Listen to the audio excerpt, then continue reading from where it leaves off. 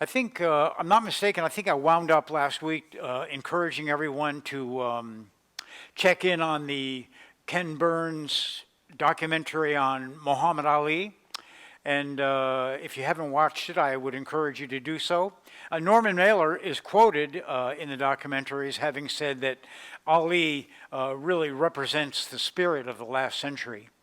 And I think to a degree that's true. I know that he was certainly an icon that I paid attention to as he came along. You know, I didn't realize he was only 18 years old when he won the gold medal in Rome. 22 years old when he was heavyweight champion, 22. And, you know, all of his poetry is in the documentary. There's a lot of lines that he's famous for, you know, fly like a butterfly, sting like a bee. I always like that. But the one that I caught that I hadn't heard before was, I can handcuff thunder, I can put lightning in jail. And, you know, it just goes on and on. But you'll remember that the disciples had been arguing along the way about who was the greatest. And, you know, I don't know why this is so important for human beings. I think it started out as a survival thing. We have the need to be in a relationship in a certain way, to be thought well of by other people. Our reputation is important to us, and our dominion is important to us, you know, that we're better, we're greater. And, you know, if that urge for community and relationship is a survival instinct, and I believe that it is, you know, we're a corporate people. We belong and need our interdependence. That urge, run amok, leads to the problem that the disciples were arguing about. Who's the greatest? Who's going to take over? And again, in institutions, when people become aware that there's going to be a shift in leadership, all hell usually breaks loose. You know, who's going to take the throne? And if you're a student at all of history, this is some of the ugliest work on the planet. I've been looking briefly into the television series on Mary, Queen of Scots.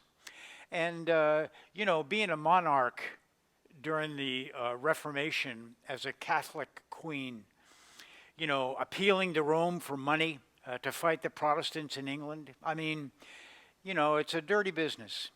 Still dirty business. But their conversation is an embarrassment to them. Nobody knew what to say when Jesus asked them, you know, what have you been arguing about along the way? They didn't want to admit what they had been arguing about, who was the greatest. And you'll remember, as a teaching lesson, Jesus brought before them a little child. And he said, you know, here's what leadership is all about. The little one. And, you know, the greatest among you will be the least and the servant of all. And, you know, one of the things that I said at the end of my sermon, it's amazing to me that Christianity ever survived. I mean, Jesus set the bar so high, so counterintuitive to human behavior.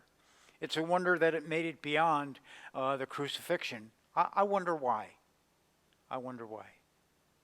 And the disciples, those closest to him, those that had seen the miracles and the healings, they just, you know, in the last hours, never got it. Never got it.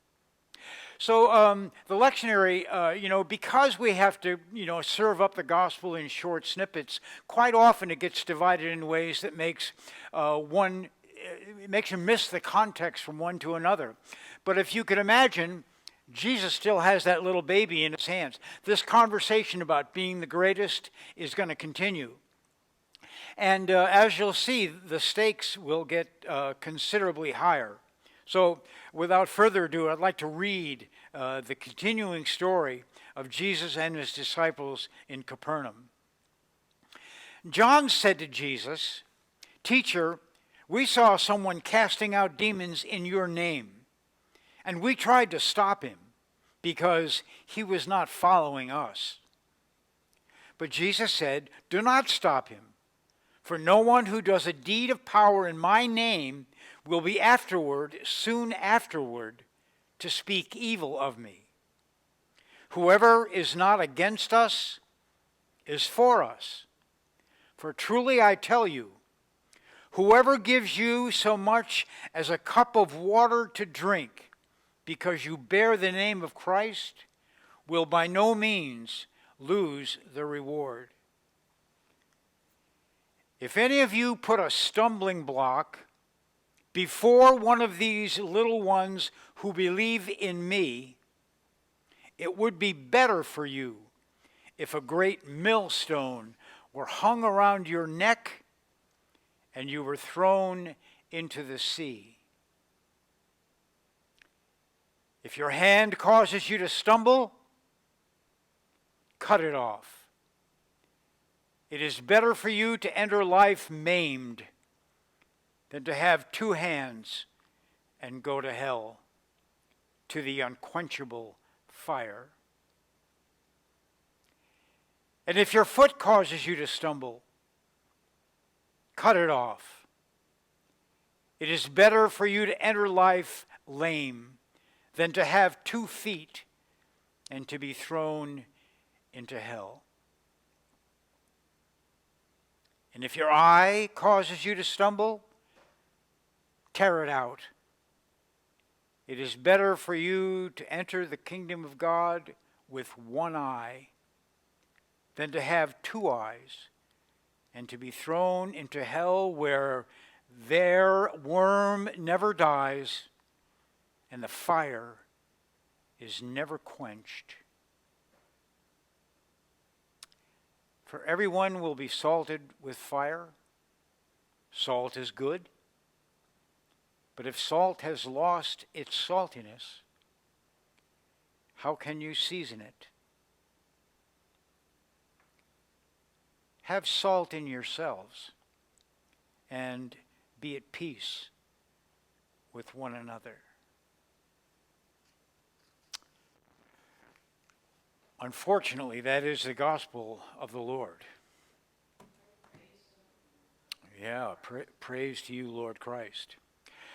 So, one of the things about the lectionary that sometimes I'm fond of, sometimes I'm afraid of, is that you get passages that you prefer not to read, let alone to have to preach on.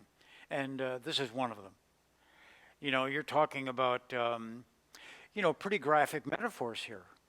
A millstone, it takes an animal, it takes a donkey or an ox or whatever to move a millstone. I mean, they're just these gigantic round stones that sit on top of another flat stone to grind wheat. Tie one of those around your neck and be thrown into the sea. That's a graphic image. That's a graphic image. And not only that, but mutilation, cutting off hands and feet, gouging eyes. It's setting a pretty high bar here. What is he talking about? And where do these images come from? Well, without a knowledge of the Old Testament, you'd be on your own to try to figure out if Jesus were making this up, and of course he's not. Any cursory, study of the book of Leviticus and Isaiah, the book of Proverbs, you see where Jesus is drawing these very powerful images from for a reason. Again, he's trying to teach his disciples. The task of preparing for them for the role of leadership has fallen upon him, and he's taking it very seriously and offering extreme consequences for their reflection. And I think that's probably one of the things that happens for me as I read this passage. The cost of causing a little one to stumble. What is he talking about, these little ones? He's got this little child in his hands, of course. But he's talking about people. Now, you can imagine Jesus going around and he's casting out demons, and someone in the crowd sees him do this, casting out demons. And we know that exorcism was something that was common. People were exorcists. They had these people that went around, and either they could or they couldn't, but it was not foreign for there to be a number of exorcists around who could be called on. And apparently, someone who had seen something of Jesus casting out demon was doing it to somebody who was possessed. And it's John that works up the nerve. John is part of the inner cycle. He's just been, they've come down from the transfiguration. He's got some authority in the group. Maybe he's been put up to the question, who knows? Well, we saw somebody casting out demons in your name, and we tried to stop him because he was not following us. And you can see right away that John doesn't get it. It's not about following us. It's about following Jesus. And Jesus sets him straight right away. If anybody's casting out demons in my name, they're playing on the right team. And I think about causing little ones to stumble. Now, the little ones are people who are just entering into what may be a meaningful relationship with God. And, the ice is thin and the doubt is prevalent.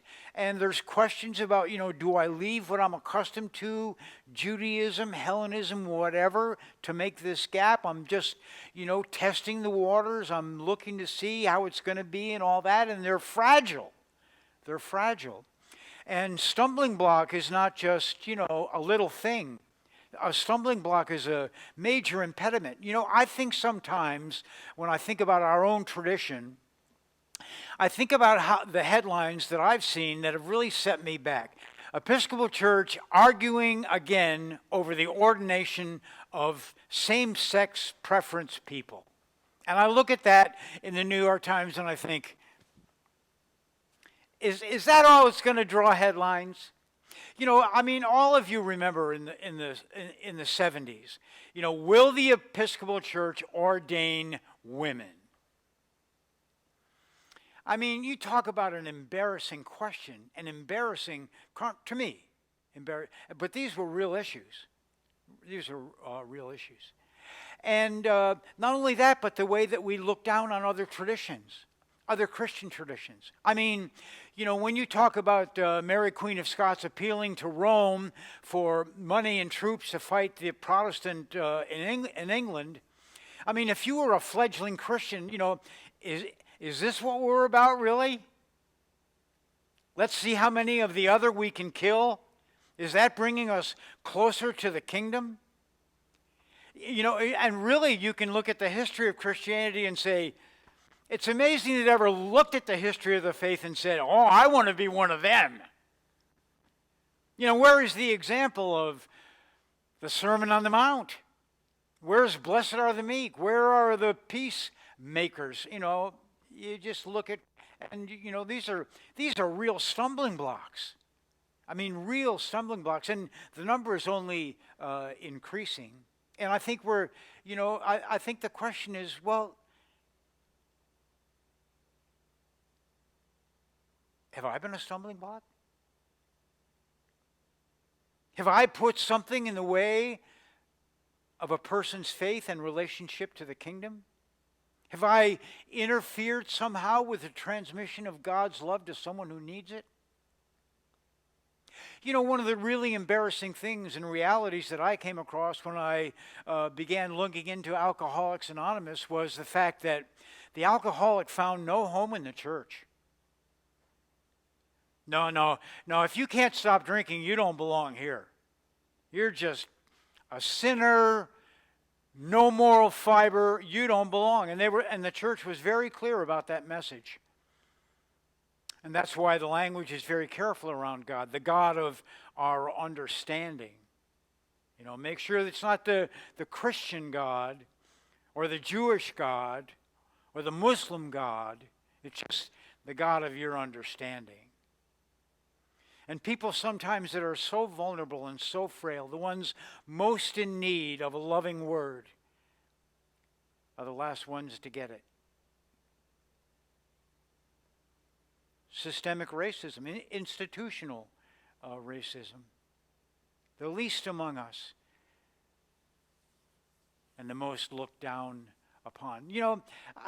This was funny to me. I was thinking about my brief career as a marathon runner, which I decided to get into because I had a little stint with cancer and thought I ought to get a life. I said, well, you better run a marathon. So I knew that I would never win. I'm never going to win. I'm never going to cross the line first. That was not going to happen. But I said, at least I'm not the last. And my ego needed something to hang on to. You're at least in the game. But why do we have this need really to be better, to look better, at least on paper? And it's worthy of reflection.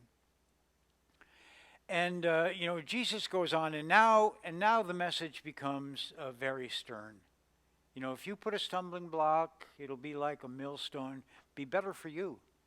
And now he's going to quote directly from the prophet Isaiah in the 66th chapter, when Isaiah is offering a new world order that God is going to institute.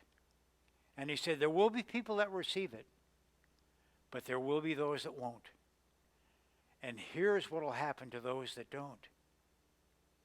It would be better for them if they cut off their hand and enter the kingdom with one hand, rather than with two hands go to hell. It would be better for them if they cut off their foot, go to heaven with one foot rather than 2 feet and go to heaven. This is very unequivocal language, very unequivocal language. And he's giving the disciples now something really to think about it. Because you can't step into a role of responsible leadership without understanding very clearly what the consequences of bad leadership are. What will happen? What will happen to me if I don't? And so these are very thought-provoking images, don't you think? And then, as any good coach, leader, whatever, will not end on a negative note. He's not just going to leave them with these dire consequences hanging over their head as though there is no living up to it. And then the conversation turns to salt. Best to think of salt as grace. Grace. The undeserved mercy of God. The indwelling love. Well, you don't have to be greater than anybody else. You're already great. You don't have to be smarter, jump higher, have more money than anyone else. You have everything you need. Jesus was fond of saying, I think, about salt, you are the salt of the earth. You have what it takes. God has given that to you out of God's generosity.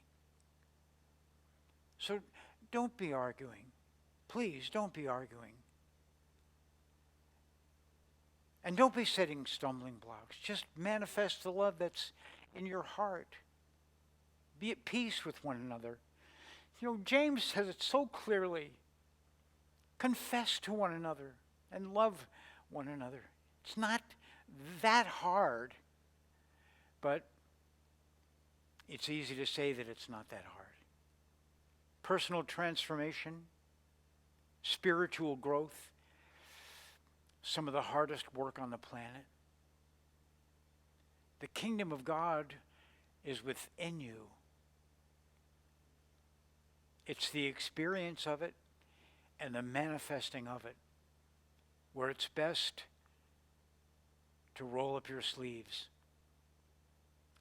and do the hard work. And that, at least for me, is what this morning's gospel is calling us to.